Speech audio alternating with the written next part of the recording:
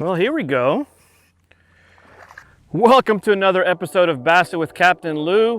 What am I doing holding on to this tiny little bass? Well, it's a dink fest. I can't pick the days. It's a little bass day. So stick around. Let's see how many of these little guys I could actually catch today. How's that? So seriously speaking, just to give you guys an idea, I got to the ramp pretty early this morning. It was very overcast. It was a little drizzly, but it was that constant drizzle. I didn't want to get my equipment wet and malfunction or anything. So I've been fishing a host of different types of baits just to give you guys an idea. I've been doing whopper plopper. I've been doing big swim baits. I've been doing drop shot. I've been flipping. I have been doing all sorts of stuff this morning. Of course, it's all off camera. So I started throwing that swim bait, and on certain little pockets, I'm getting hits. But they're little. I haven't had any signs of any decent bass. So I'm just gonna keep working. It's fun. So maybe I can teach you guys how to catch dinks. How's that? Here's something I wanna share with you guys. I have, what does that say? That says go-to bag. And this is like in case of emergency break glass type thing. So I already took my go-to bag out today. And I'm just pulling out the stuff that I feel is gonna work. And so far, I've gotten hits on the centipede. There he is. All right. Little. Tiny.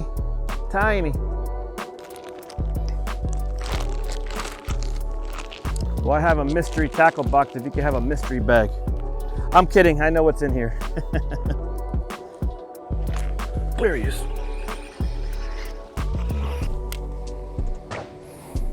Another little guy. The bite is really, really slow. I've been throwing a lot of stuff. This area here is known for its bass, not for its peacock, so it's not gonna be a peacock video, so it forces me to fish for bass. So I'm throwing everything but the kitchen sink at these guys, but so far what's been working is the little swim minnows and the finesse stuff. But again, they're small, so hopefully I can come across or pick up a pattern for the bigger fish. There he is. It's a dink fest, but look how deep that little bass has eaten that swim bait.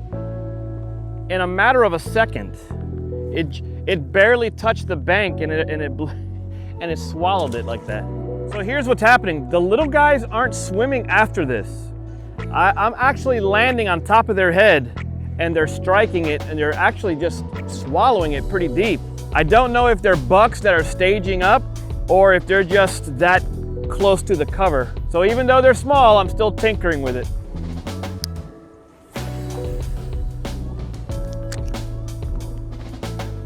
Here it is. You see? Again, right on the bank, and look. It's like they're inhaling it. You're just going, and that's it. The bait's gone. So on that last hook set, I thought it was a fish, but I hooked into a big rock. I opened up the hook a little bit.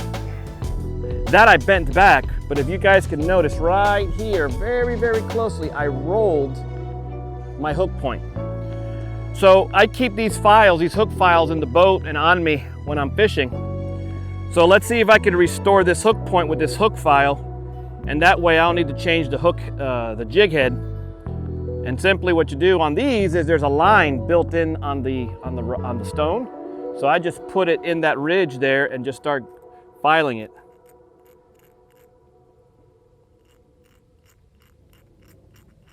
Like so. There you go. You give it a few passes and it straightens it out and sharpens it again. There you go. And now look at it. See that? There it is. Well, the hook point works. Look at that. Went right through them. So it works. I want to show you guys what is it that I'm actually fishing so you have a much better understanding of what's going on. So as you guys can see here, I'm not fishing with much of a bank, really. This area is known for its deep water. See, the bank is right there. Now look right here, this is how clear the water is, and right there is a deep ledge, and that's it. So this is what I'm working with. Those little ones are hitting somewhere in this area, but I'm trying to see if they're over here on this deep ledge, but so far all my hits are occurring in this area. And here's the thing, I got hung again, so I'm looking along the bank, can't see them, zero, can't see them.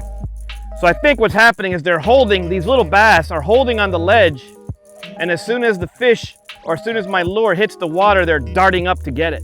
Hey, I'm trying to make the best out of the trip, what can I tell you? So although they're runts, I'm just picking up on what's going on. Remember I showed you guys what I'm dealing with as far as the structure goes. So what I'm doing is I'm casting the swim bait as close to the bank as possible, and I'm letting it go down that ledge line like so. But as I'm doing that, you can just feel I'm picking up the swim bait. So I'm gonna stick around with that, and maybe I might come across a nice one.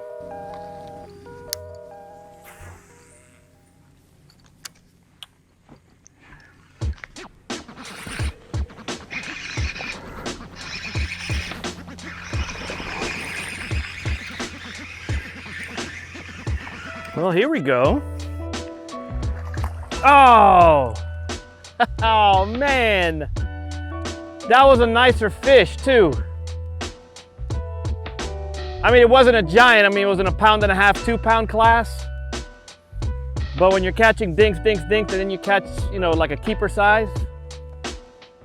So on my previous video, I talked about how I dissect water. I go from 0 to 3, 3 to 6, and then 6 down. If you guys saw that video, I'm actually focusing right now, the way this is setting up, I'm doing it from the 3 to 6.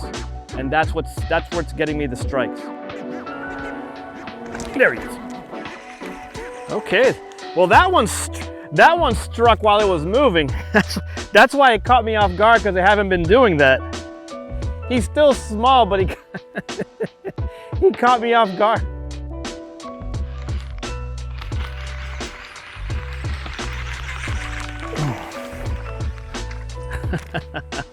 I'm going the opposite direction. I don't know how it's possible, but they're getting smaller, look. So here's what's going on. I've accepted the fact about what's happening so far today. So there's 2 things I can do. One, I can say, screw it, this is boring, I'm out of here, it's one of those days. Or 2, make it a game. Take advantage of your time, enjoy your time. I won't be fishing again for a little while. We got a major Arctic blast coming down. That's gonna shut us down for a couple of days. So I gotta make the best out of this trip right here, right now. I don't have the time to go to another location. So here's my game. I'm gonna try to catch as many dinks as possible. So stick around, let's see what happens. All right, so to give you guys an update of where I'm at 17 bass boated, which adds up to a total of 2 pounds.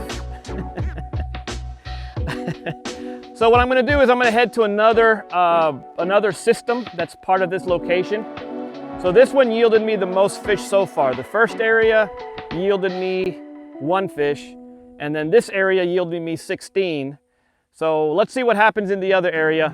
Stick around.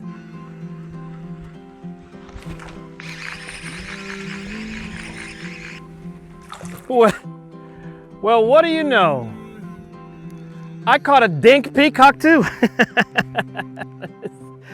Guys, I can't make this up unless you guys saw me on video, but look, I even caught a dink peacock too. Look at that.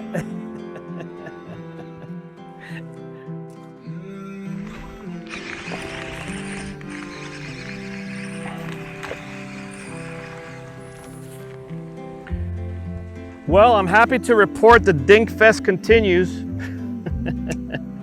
I mean, now it's the competition of the smallest. This one, I think this one here may be the leader so far, but I'm not sure. Whoa, whoa, whoa, whoa, whoa, whoa, whoa. That was a good blow up. That was a good blow up. Don't know if the audio caught it, but there was a nice blow up right there. As soon as I saw the wake, I tossed my swim bait over there. But whatever it was is not having it. Man, it was tough today. Ended up with 20 dinks. The big bite, or the bite in general, never materialized. The winning lure of the day was the small swim bait. I did well with that. I was just catching all the dinks on it, but no bigger fish came up to investigate. I did hook one, but it wasn't that big, maybe 2 pounds, if that. But hey, that's how it goes sometimes, guys. But if you guys want to see yourself a kick butt video, watch this video right here. This outing here, I caught myself some pretty nice peacock and a few bass. But nonetheless, hopefully you guys learned something here on this video. Like the video, share the video, better yet subscribe. Have a great new year, have a safe new year. We'll see each other soon. Take care of yourselves.